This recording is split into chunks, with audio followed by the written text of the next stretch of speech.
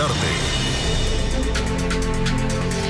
Hola, bienvenidos a la tarde de NTN 24, el canal internacional de noticias de Latino para Latinos. Soy Idania Chirinos y es un placer y un compromiso acompañarles cada día.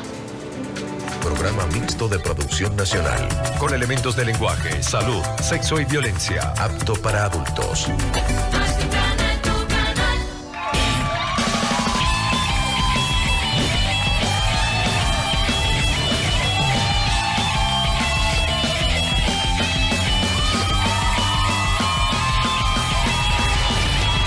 Ok, bienvenidos a Tradiciones Chatén por Televen. Muchas gracias. Gracias por esos aplausos. Muchas gracias, de verdad. Vamos a comentar algún... Espera un momento, ¿dónde está mi bolígrafo? ¿Dónde está mi bolígrafo? Yo siempre tengo mi bolígrafo aquí en el escritorio. ¿Quién lo tiene? ¿Quién tiene mi bolígrafo? José Rafael, tú me robaste el bolígrafo. ¿Qué es eso, chicos? Si no te he robado nada. Tú tienes que... Sé que fuiste tú, José Rafael. Y tengo las pruebas de eso. ¿Pero qué prueba vas a tener si yo no tengo tu bolígrafo? ¿Así es la cosa? Bueno, claro que sí. Mira cómo fabrico las pruebas, mira. Aquí tengo todo para fabricar las pruebas. Ya verás. Muy bien, queridos amigos que me ven en casa. Fabricar una prueba es muy fácil. Solamente hace falta un cartón, fotos de las personas incriminadas, flechas rojas, ¿no? De esas que uno consigue en cualquier lado que le haya sobrado de alguna prueba falsa anterior. Una cinta roja con el título del plan macabro. Ajá, en este caso estoy utilizando uno que dice plan para robarle el bolígrafo a Luis. Ok, ¿qué más me hace falta? También necesitaremos, claro, un resaltador amarillo, tijeras, pega de barra, un correo incriminatorio escrito por ustedes mismos. Este lo escribí yo en mi casa. Y, por supuesto, mucha maldad. Ok, lo primero que tienen que hacer entonces es recortar las fotografías con la tijera. Eso ya está recortado. Lo hicimos para adelantar tiempo, ¿no? Entonces, vamos a buscar acá con la pega. ¿Dónde puse la pega? Ok.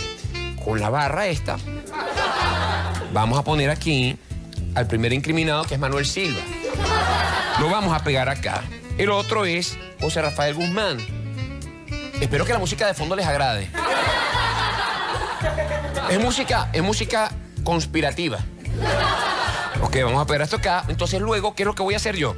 Vamos a pegar ahora el título de la prueba falsa que estoy montando. Ok, fíjense cómo va hasta el momento. Aquí está mi prueba falsa. ¿Ven? Vamos a mostrarla para que ustedes vean. Ok, así va hasta el momento. Entonces, ¿qué voy a hacer ahora? Voy a tomar el resaltador y voy a buscar, bueno, destacar las partes que más me interesen del correo que escribí yo mismo en mi casa. Se los voy a leer. Aquí dice, por ejemplo, dice, esto es... Déjame mostrarle. A ver, aquí mismo. De TYGHMNMJIKL88GBTRW@gmail.com para Manuel Silva. Obviamente, esta es la dirección de correo de nuestro querido José Rafael Guzmán, el implicado en el robo de mi bolígrafo. Entonces, ¿qué voy a hacer yo? Voy a agarrar y vamos a leer lo que dice acá. Dice, épale, Manu, no sabes lo que hice. Me robé el bolígrafo de Luis. ¿Cómo me divierto? Soy un pilluelo. Ahora el tipo se va a volver como loco buscándolo y nunca sabrá que fui yo. Enviado desde mi ladrillo. Ahora vamos a destacar aquí las partes más relevantes. Asunto bolígrafo. Sí, señor. Y vamos a destacar, me robé bolígrafo. Y muy importante. Miren, aquí está. Listo, acá tenemos la prueba falsa. ¿La ven? Sí, señor, la prueba falsa recién fabricada de que José Rafael Guzmán robó mi bolígrafo. ¿Es o no es contundente? Pero es que esa prueba la acabas de hacer. Esa prueba es mentira. Yo no lo tengo. No, señor, si yo digo que esta es la prueba falsa que te incrimina, tú eres el culpable. Devuélveme mi bolígrafo. Ese es el programa que hasta ayer condujo el periodista y presentador venezolano Luis Chatén. Y ese fue el último programa que hizo. El programa que habría molestado, por el que habrían presionado al canal para que saliera de la parrilla el show de Luis Chatén. Usted se preguntará, ¿por qué? Quizás porque alguien estableció alguna relación con este otro video. Correo electrónico sujeto, repito, a una investigación penal por la justicia venezolana. 77gaya@gmail.com. Le escribe a este correo electrónico. Perdóneme el lenguaje críptico, pero es un poco complejo el correo electrónico. Es el correo 19xyalez61@gmail.com. La voz de la verdad se impuso.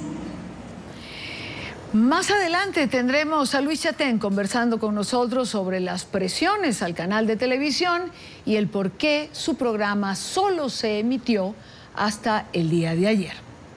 Por otra parte, la fiscal general de Venezuela, Luisa Ortega Díaz, anunció la orden de captura contra Diego Arria, Pedro Burelli y Ricardo Coeslin por su presunta implicación en el supuesto plan de magnicidio contra Nicolás Maduro. Hemos ordenado la aprehensión de estos ciudadanos. Se trata de Pedro Burelli. Que estaba citado para el día lunes. Para el día lunes. Y para mañana tenía que comparecer Diego Arria. Sabemos que no va a comparecer, igualmente sabemos que Ricardo Coeslin tampoco va a comparecer. Hemos solicitado que se ordene la aprehensión de estos ciudadanos. Lo que fue acordado por el tribunal, ya las boletas fueron libradas. Y bueno, sabemos también que ni siquiera están en el país, por eso también vamos a solicitar a Interpol. ¿Ninguno de estos tres están en el país? Sí. Fue la fiscal de la República de Venezuela, Luisa Ortega Díaz. Quiero saludar a Diego Arria, ex embajador de Venezuela ante la ONU. Señor Arria, buena tarde, gracias por acompañarnos. Conversábamos usted y yo hace unos días atrás sobre estas citaciones de la Fiscalía, citaciones que se han convertido pues en orden de captura. ¿Qué dice usted? Buena tarde. Pues fíjate que yo estaba citado para mañana, no personalmente, porque yo no estaba en Venezuela cuando me citaron, lo entregaron a mi apartamento. Pero veo que la fiscal me cita, me ordena mi aprehensión 24 horas antes de que la fecha en que se supondría que yo estuviese presente. Yo creo que en una sola cosa ella tiene razón, que yo dije que nunca me presentaría a un tribunal manejado por los cubanos, como es el de ella. Ella además es tal vez el personaje que ha ejercido la fiscalía más cruel, más perversa, que registra nuestra historia política. Y este hecho, este apresuramiento demuestra un gran temor el haberlo hecho. Ahora, embajador Arria, decía la fiscal que por no encontrarse en el país, ellos iban a proceder a dar el alerta a Interpol. Sí, ellos piensan que los organismos internacionales están supeditados a las órdenes de este régimen. Este régimen es muy conocido por la Interpol. Incluso al anterior jefe de Interpol, Chávez lo llamó un lacayo del imperialismo. La Interpol conoce perfectamente que muchos de los principales jerarcas de este régimen civil y militar están solicitados en el mundo entero por tráfico de armas, tráfico de drogas, realmente por delincuentes internacionales. La Interpol no está al servicio del régimen, como presume esta señora en esta solicitud, que dice que hace. Es realmente, en cualquier otro país del mundo, presentarse a la justicia es lo más normal, pero en Venezuela no es justicia. Esta señora me citó como testigo. Resulta que no me quería como testigo, me quería realmente como condenado, porque si era como testigo, ¿por qué ordena mi aprehensión internacional? Yo creo que si yo me hubiera presentado, sin la menor duda hoy, que no me tocaba, sino mañana, me iban a apresar, aunque seguramente hubiese preferido ella imitar lo que hacen en Cuba, que es fusilar a cualquier persona que piense que de alguna manera es enemigo del régimen. Yo te voy a decir una cosa, Dani, esto no es coincidencia. Yo venía de una gira en Europa, había hablado en la Cámara de los Comunes, en el Parlamento Británico, había hablado en Canning House, que es el principal centro sobre América Latina en Londres, en la BBC. ¿Sobre qué había hablado? sobre el legado fatal de Chávez, de este régimen de violencia, de destrucción, de corrupción. Sin la menor duda, venía de predicar lo que vengo haciendo abiertamente, incluso mucho antes de que Chávez asaltara y saqueara mi finca hace precisamente 4 años. Lo he venido haciendo desde el año 92, cuando me di cuenta de quién era el señor que iniciaba este régimen fatal que hoy tenemos en Venezuela.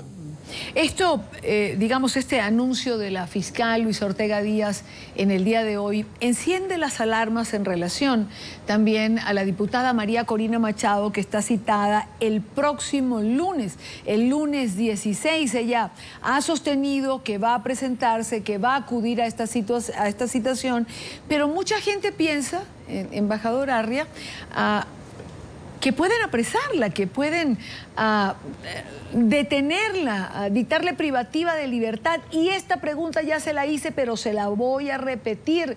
¿De qué sirve, por ejemplo, la diputada Machado presa? Es decir, tras las rejas, ¿qué función puede cumplir? Bueno, ya vemos lo que está sufriendo nuestro amigo Leopoldo López, lo que están sufriendo gente como Simonovic, lo que están sufriendo los estudiantes que están presos con Leopoldo López. Si yo hubiese estado en Venezuela cuando me citaron, cuando me habrían citado, no creo que me hubiese fugado, Idania, porque nunca he sido fugitivo de nadie. El hecho es que me ha llegado esta orden de aprehensión internacional cuando estaba fuera del país. Incluso venía de estar en la República Dominicana con mi familia. En el caso, a mí no me cabe la menor duda de que este régimen tiene una lista y va anotando y liquidando uno por uno, como yo lo vengo diciendo hace mucho tiempo.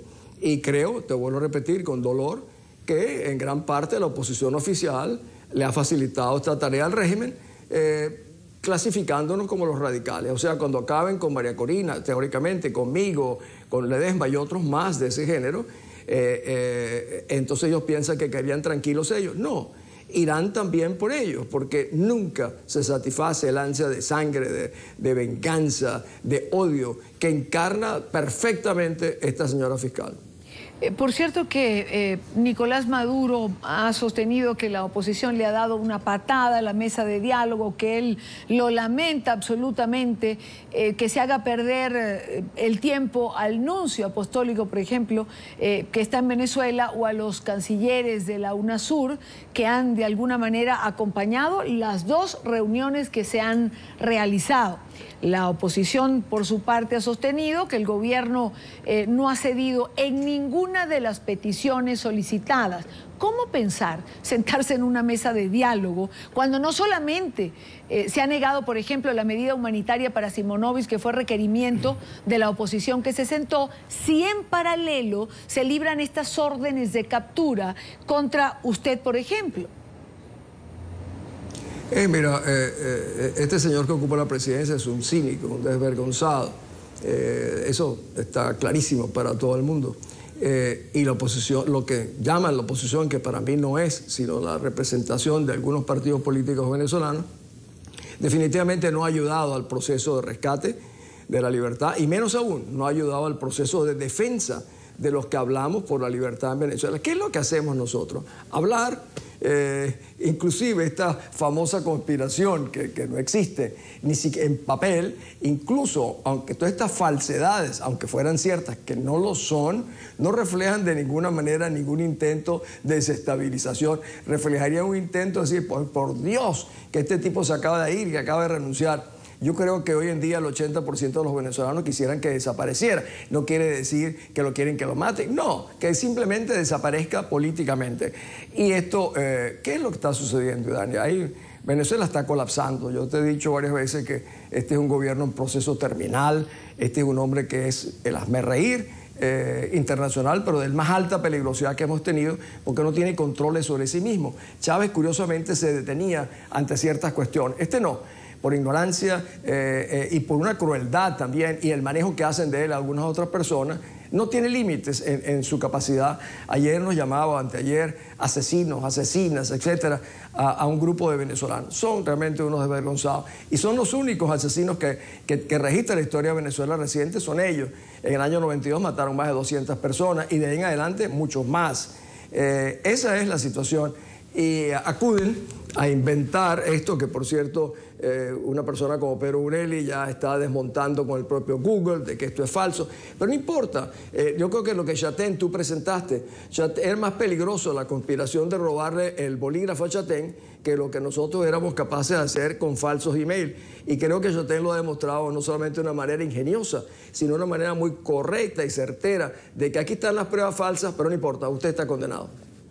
Por cierto, digamos que Chatén era la única ventana que quedaba en los medios televisivos, era el único programa de este corte donde se hacía crítica política, con humor, pero crítica política. Se dice que Televen está en proceso de venta, si no vendido ya. Se comenta, por ejemplo, que de los diarios importantes de Venezuela, también el diario El Universal estaría en una circunstancia similar. Lo cierto es, embajador Arria, que los venezolanos se van quedando sin ventanas para informarse. Por eso es, Dania, que NT24 ha sido para nosotros no solamente una fuente de inspiración, sino una oportunidad para hablarle al mundo. ¿De qué otra manera yo podría estar diciéndole al mundo, mire, este es un régimen dictatorial, militarizado, entregado a los cubanos? La justicia venezolana la manejan los cubanos. Esta señora fiscal obedece al PSUV. ¿Y qué es el PSUV? El partido del gobierno. ¿Y qué es el partido del gobierno? Manejado también por los cubanos. Y decirle al mundo que es un régimen que comete toda clase de brutalidades, tortura jóvenes, tiene presos políticos, tiene a Leopoldo López hace 3 meses, tiene a Simonovic hace 11 años. Y el mundo dirá, bueno, todavía no han matado suficiente gente como en Ucrania o como fue en el pasado en otras regiones, en Sudán o en Ruanda. Realmente hay una indiferencia mundial por lo que nos acontece a nosotros, que es realmente lamentable. Incluso en el propio país donde se origina el NT24, que es el caso de Colombia, ojalá que eso cambie con otras en el futuro. No se oyen voces realmente importantes que digan, caramba, están acabando con la libertad en Venezuela, con los derechos mínimos que los venezolanos han disfrutado durante tantos años. Quiero agradecer a Diego Arria, ex embajador de Venezuela ante la Organización de Naciones Unidas. Gracias, embajador, por estar con nosotros. Dígame. ¿Y Daniel? ¿Sí? ¿Quería decirme algo? Sí, solamente te iba a decir una cosa. Repetírtelo. La Interpol conoce perfectamente quiénes son los jerarcas del régimen y quiénes somos hombres que, como yo, hemos participado en procesos de paz, reconciliación de naciones, siempre buscando el bienestar y la estabilidad de los países. Nunca la ruina, la violencia, el odio y la represión, como es el caso del régimen venezolano. Muchas gracias, Dania. Muchas gracias, NT24. A usted, embajador, por estar con nosotros. Buena tarde. Y en Venezuela se realiza la audiencia preliminar de los 8 funcionarios del Estado involucrados en el asesinato de Basilda Costa el pasado 12 de febrero, cerca del Ministerio Público en Caracas. Fue el primero en caer de los 44 que han sido asesinados en los más de 100 días de protesta. Sus abogados aseguran que hay suficientes elementos para ser condenados. En Caracas, Oliver Fernández.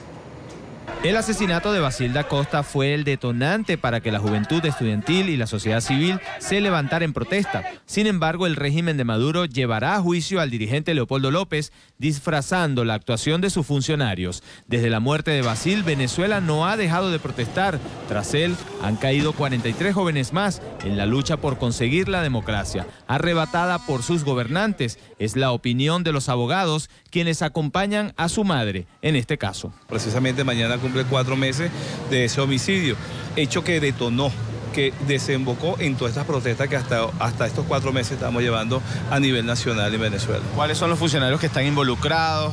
¿Qué pudiera pasar el día de hoy? Tenemos 8 funcionarios del Estado, 8 funcionarios policiales que en ejercicio de sus funciones están hoy día siendo acusados por el delito, uno de ellos por homicidio calificado con alevosía y por motivos innobles, uso indebido de arma de fuego, arma orgánica, y también quebrantamiento de acuerdos y pactos internacionales. Los 7 restantes están imputados por el delito de quebrantamiento de pactos y acuerdos internacionales, igualmente uso indebido de arma orgánica. Hay suficientes indicios, suficientes elementos de convicción para estimar que hoy no deberían esas personas salir bajo ninguna medida de cautelar ni sustitutiva de libertad, por cuanto hay suficientes elementos, además que estamos presentes en unos delitos contra los derechos humanos. O sea que estos funcionarios seguramente van a juicio. Indudablemente, a menos que ellos admitan los hechos hoy y sean condenados hoy mismo, pues. La madre de Basilda Costa, visiblemente afectada, acudió a la audiencia preliminar de estos funcionarios. Dijo que le da tristeza en lo que se ha convertido el Poder Judicial venezolano, donde se han politizado los juicios y se ha tergiversado cada caso para beneficiar al gobierno, dejando a un lado los principios, los valores humanos y democráticos como la verdad y la libertad. Espera que la muerte de su hijo no sea un número más de la extensa lista que lleva sobre sus hombros el gobierno revolucionario. Bueno, le pediría por lo menos tanto jueza o juez que él fuese al caso, de verdad que si tienen hijos, de verdad que se ponga el corazón en las manos y vea el sufrimiento de una madre que le arrebataron a su hijo malamente y que de verdad la conciencia, de verdad, una conciencia verdadera y honesta, especialmente honesta, porque la honestidad se ha perdido aquí lastimosamente en este país, y que de verdad se llenen de corazón, de justicia, y de verdad haga la justicia verdadera, no una justicia de mentira, una apariencia, no. La justicia verdadera, de verdad eso es lo que yo quisiera, mi justicia para mi hijo, porque mi hijo era un muchacho sano, un muchacho bueno. Primero la honestidad en la vida, la honestidad te lleva lejos, de verdad, y eso es lo que yo quiero que mi hijo sea ahorita, ¿cómo se le dice? La roca y la fuerza de mis abogados para que luchen para que esa justicia llegue, porque él es merecedor de una justicia. Y nada más ellos no, a todas esas personas lastimosamente que tienen preso injustamente, a todos esos muchachos que han caído después de mi hijo injustamente, simplemente por levantar la voz, no puede ser, porque si estamos en un país libre y democrático, aparentemente tenemos derecho de tener opiniones diferentes, porque si no tenemos opiniones diferentes, realmente no sería un país ni democrático ni fuera mundo. De los 8 funcionarios involucrados, 6 pertenecen al Servicio Bolivariano de Inteligencia Nacional, un funcionario de la Policía Nacional Bolivariana y un oficial del Ejército. Familiares de los estudiantes y jóvenes asesinados en los últimos 100 días en Venezuela no tienen dudas en que la justicia llegará, pero para ello es necesaria la separación de poderes, motivo suficiente para continuar en las calles. Es la información que manejamos de momento y con ella los invitamos a que continúen con más de la tarde.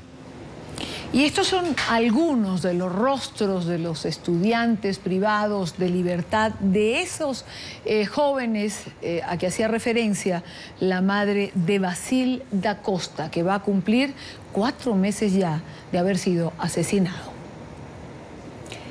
Clíder Martínez, estudiante detenido en el estado Lara, 18 años, lleva 28 días en el centro penitenciario El Rodeo 3. Yogenis Bravo, detenida el 8 de mayo en el campamento de la ONU en Caracas, más de 30 días privadas de libertad. Marcos Coelho, 18 años, estudiante de 5º año de bachillerato, injustamente detenido desde el 12 de febrero. Zairán Rivas, 20 años, estudiante de la Escuela de Trabajo Social de la Facultad de Ciencias Económicas y Sociales de la Universidad Central de Venezuela. Ella es presidente del Centro de Estudiantes. Lleva 35 días detenida en el SEBIN. Gerardo Carrero, líder estudiantil de la Universidad Católica del Táchira y estudiante de Ciencias Penales y Criminales. 25 años, más de 30 días detenido también en el SEBIN.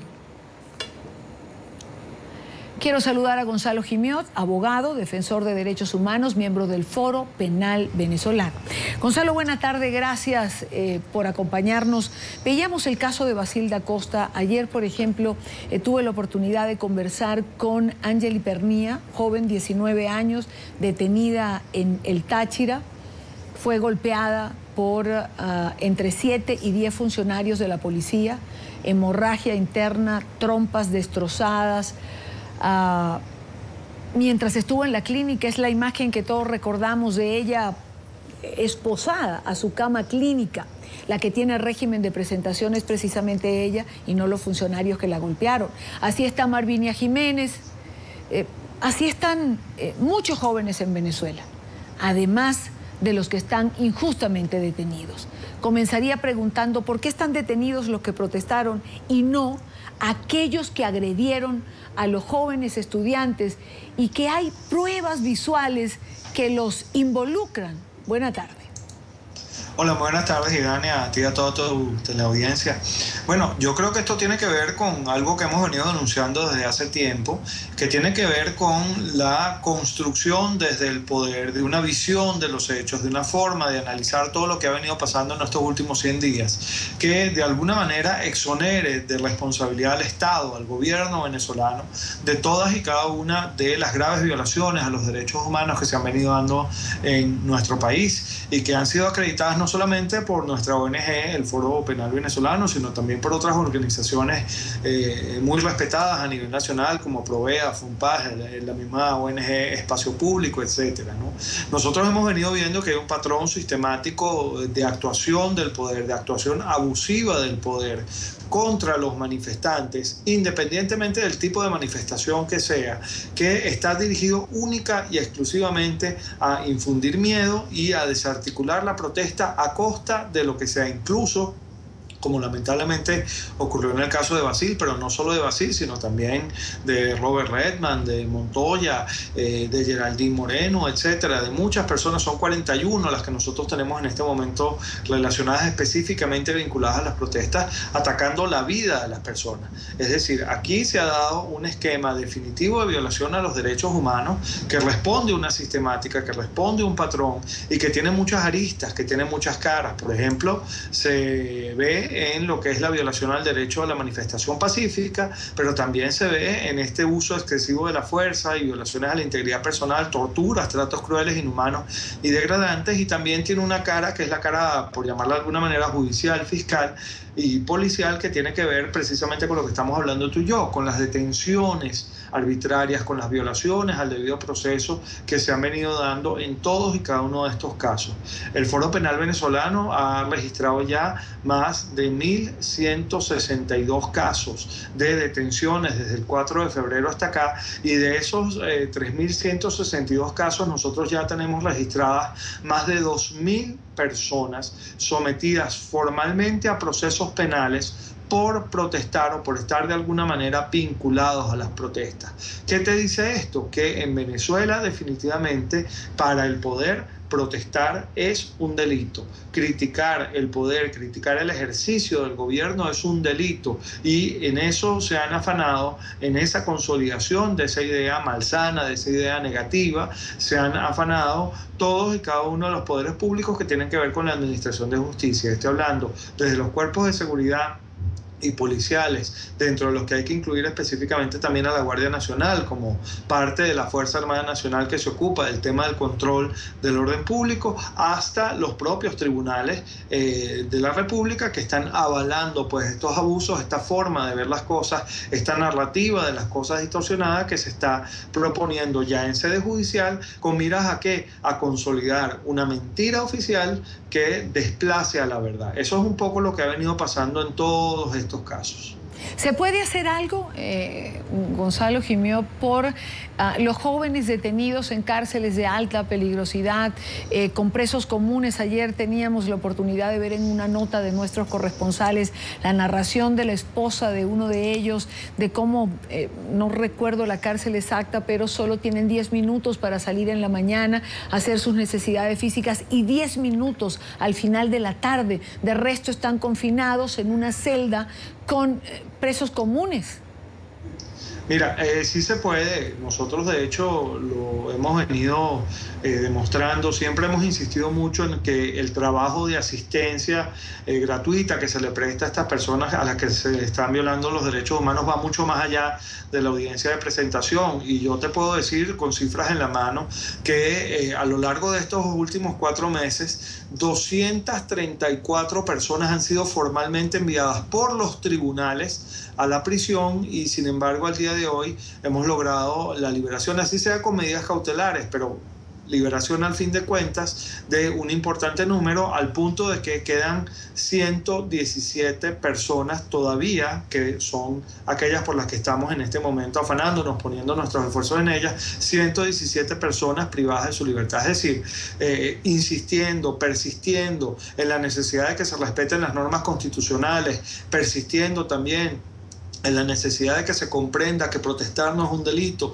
y ejerciendo después de esas audiencias pues los recursos a que haya lugar, incluso diligenciando continuamente ante los tribunales para demostrar que ciertamente estos jóvenes no tienen que estar detenidos, pues se logran algunas cosas. Todavía no hemos logrado el éxito completo. Lo ideal es que todos estos procesos fueran sobreseídos, es decir, terminadas las investigaciones, pero poco a poco hemos venido ganándole a la barbarie algunas cuotas de libertad que poco a poco se han ido consolidando. No, sí se puede luchar, lo que hay que ser es tenaz en esto, lo que hay que tener es mucha persistencia, mucha paciencia y, por encima de todas las cosas, mucho compromiso, no solamente con los muchachos en el momento en el que son detenidos, sino después, en todo lo que es la continuación del proceso, porque no debemos olvidar nunca que incluso bajo una medida de libertad condicional, lo que llamamos aquí en Venezuela las medidas cautelares, estas personas están sometidas a un proceso penal, están criminalizadas, y a este proceso criminal que se les ha seguido, no solamente en el caso de las cautelares, sino de los que están privados de libertad, hay que hacerle seguimiento y hay que seguir haciéndole el monitoreo y hay que seguir ejerciendo allí las defensas. ¿Para qué? Para lograr poco a poco, como lo dije antes, eso de ganarle un poco de espacio a la libertad por encima de la barbarie, por encima del abuso, por encima de la violación al Estado de Derecho. Quiero darle las gracias a Gonzalo Gimiop, abogado, defensor de derechos humanos, miembro del Foro Penal, por estar con nosotros. Buenas tardes, Gonzalo.